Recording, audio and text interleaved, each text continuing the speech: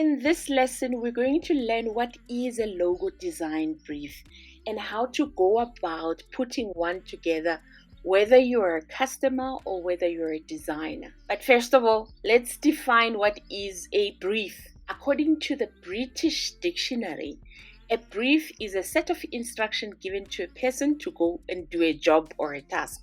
This means somebody is instructed to do something with either an email, a letter, it doesn't matter. So what is a logo design brief? A logo design brief is a document containing all significant details about the logo design project. It's written or it's filled by a business or somebody that owns the business or somebody that's given authority to act on behalf of the business or the company. This document is then handed over to a designer so that they know exactly or precisely what it is that they need to do or what they need to go about creating the logo that needs to represent the company. Logo design briefs come in any shape or form. So it could be notes that were written down, ideas, an email, a PDF, colors, sketches.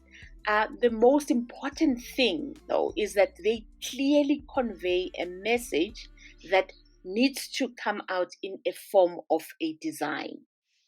So the cool thing is there are no requirements of how much information or how little information a logo design brief needs to be.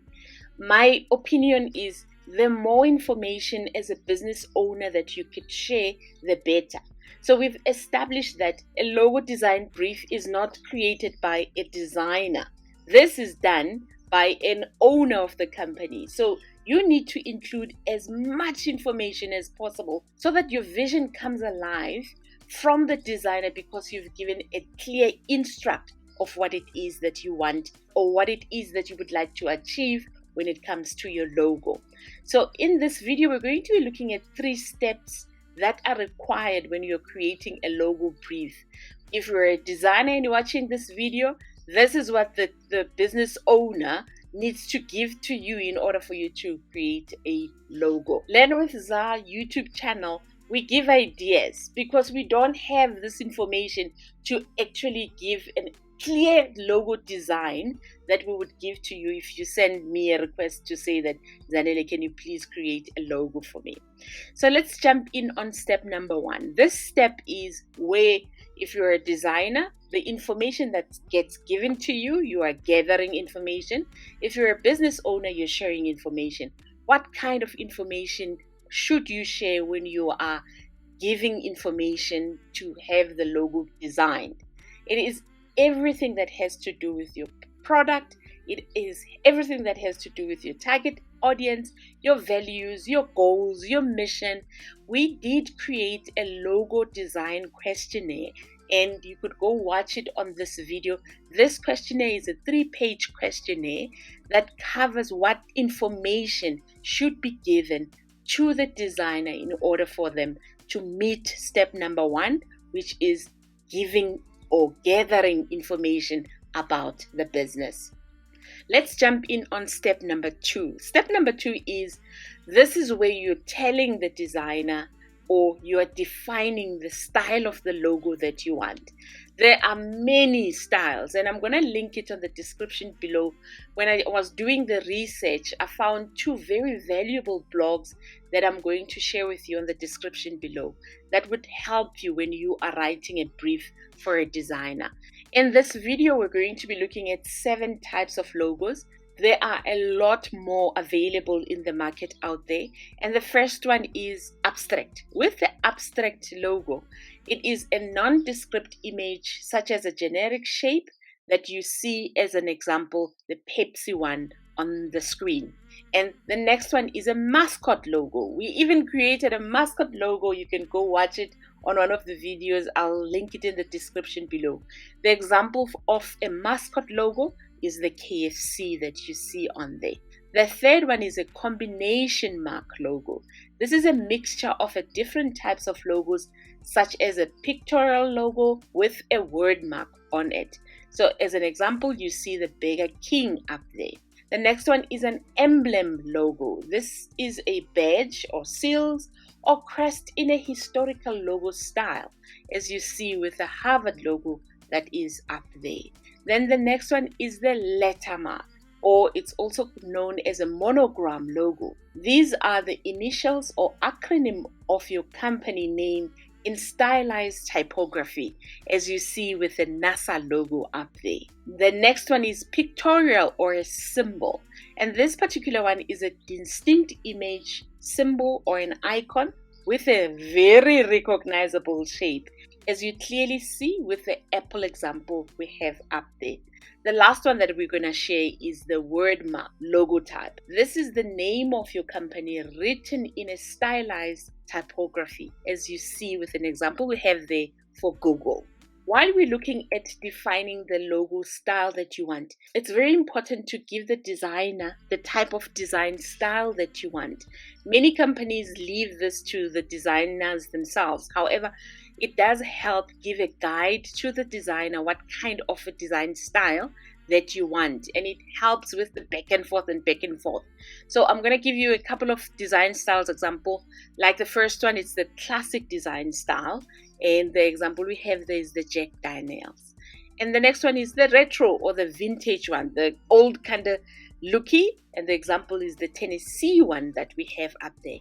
And then the next one is very popular, the modern and minimalistic design style, and we have an example of Apple and Nike and Louis Vuitton. So there are a lot of brands that are going back to a minimalistic look of a logo design. And then the next one is fun and quirky. This is if you have an owner, or if you are an owner, you want something fun, like the foolish fly that we see as an example up there. And then the last one that we're going to look at is the handmade one, as you see with the example for the Cooper that you see on there. The last step is timing and budget. This is very important. There are a lot of misunderstanding that could happen at this step. So it's very important that it's included in the brief to make sure that we don't have fights. Hey? So the first one would be timing. A good logo design brief will clearly state the ideal time frame of how long the project is going to be and when should it be delivered. The designer and the company owner should be in agreement of the timelines of what needs to happen by when. So it clearly states everything in black and white, and then the designer is aware there are turnaround times that they need to stick to in order for us not to have fights. And then the next one is budget. This is the awkward one, right?